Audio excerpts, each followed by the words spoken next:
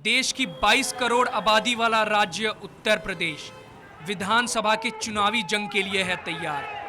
चुनावी जंग का पहला वार। आगरा में बीएसपी की पहली चुनावी रैली सुपरहिट। चुनावी रण के लिए तैयार है उत्तर प्रदेश। उत्तर प्रदेश का आगरा गवाह बना नीले झंडे की सुनामी का। गौर से देखिए ये भीड़, हजारों में नहीं बल्कि लाखों की संख्या में उमड़ा जन सैलाब। बीएसपी की इस रैली को देख आप अंदाजा लगा सकते हैं कि चुनावों का ऊंट इस बार करवट लेने की तैयारी में है। बीएसपी की इस चुनावी रैली में मायावती के तीखे कटाक्ष पार्टियों के नेताओं को छलनी करने के लिए काफी थे।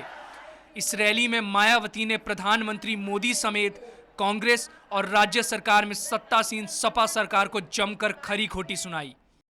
इस बार बीजेपी व केंद्र की सरकार ने अपनी तिरंगा यात्रा भी शुरू की हुई है, ऐसा भी लोगों का मानना है। लेकिन ऐसे हालातों में भी केंद्र सरकार की अपनी इनकी कमियों व विफलताओं को ध्यान में रखकर उत्तर प्रदेश की जनता को अपना वोट कतई भी बीजेपी को नहीं देना है। रैली में मायावती ने राज्य में कांग्रेस के सीएम पद की उम्मीदवार शीला दीक्षित पर वार किया। मायावती ने कहा कि देश की राजधानी दिल्ली को खूब गंदा करने के बाद अब यूपी को बर्बाद करने आई है। और इतना ही नहीं बल्कि इसी स्वार्थ में कांग्रेस पार्टी ने अपर कास्ट समाज में से खासकर ब्राह्मण समाज की उस बुजुर्ग महिला को यहाँ पर देश में होने वाले विधानसभा चुनाव में अपनी पार्टी का मुख्यमंत्री पद का भी उम्मीदवार घोषित कर दिया है, जिसने अपने शासनकाल के दौरान दिल्ली को खराब व गंदा करने के लिए यहाँ से दिल्ली में जाकर बसे उत्तर प्रदेश व बिहार के लोगों को ही पूर्ण रूप से जिम्मेवार व कसूरवार ठहरा दिया था। बीएसपी सुप्रीमो मायावती ने बीजेपी और सपा सरकार को जमकर कोसा। यूपी में कानून व्यवस्था को लेकर सवाल उठाए। यूपी में दलितों के ऊपर हो रहे अत्याचार को लेकर भी अखिलेश सरकार को कटघरे में खड़ा किया।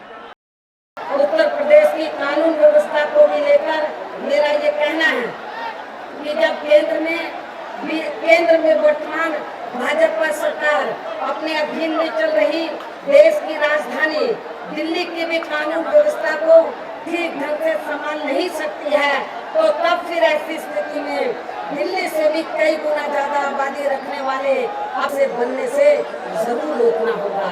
और जहाँ तक आपके उत्तर प्रदेश में वर्तमान सपा सरकार की शुरू से चल रही गलत नीतियों व गलत कार्यशैली का सवाल है, तो इस बारे में भी हमारी पार्टी का ये कहना है कि वैसे तो सपा की सरकार खासकर यहाँ अपराध व अराजकता के लिए आम मानी जाती है, आम जानी जाती है, मानी जाती है, परंतु इस बार सपा की पूर्ण बहुमत की सरकार बन जाने की वजह से शुरू से ये पूरे उत्तर प्रदेश में खासकर यहाँ गुंडों, बदमाशों, माफियाओं, भ्रष्टाचारियों, अराजक, आपराधिक व सांप्रदायिक तत्वों के मनोबल यहाँ काफी ज्यादा आसमान तक पहुँचे हुए हैं।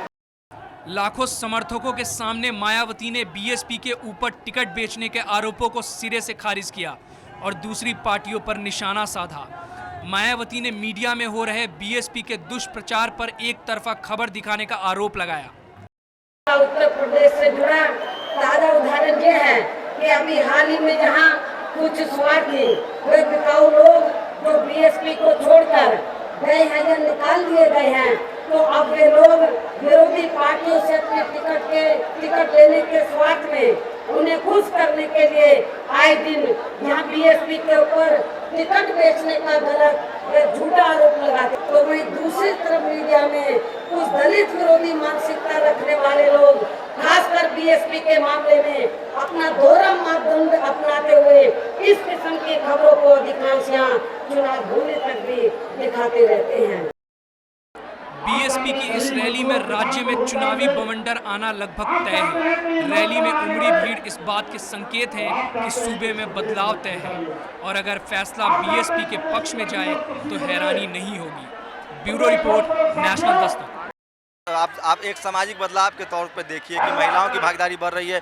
ये जो आप देख सकते हैं कि इतनी सारी भीड़ है, चारों तरफ महिलाएं हैं, काफ़ी भारी संख्या में महिलाएं मौजूद हैं इस रैली में, और इसको आप एक पॉजिटिव तरीके से देखते थे। समाज बदल रहा है, लड़कियां मेडल जीत रही हैं, ओलंपिक में जीत रही हैं, तो एक महिलाओं में भी जो है वो बदलाव की प्रक्रिया आई है और वो घरों से निकलने लगी हैं, वो चुनावी रैली में शामिल होने लगी हैं। इस बदलाव को आप महसूस कीजिए।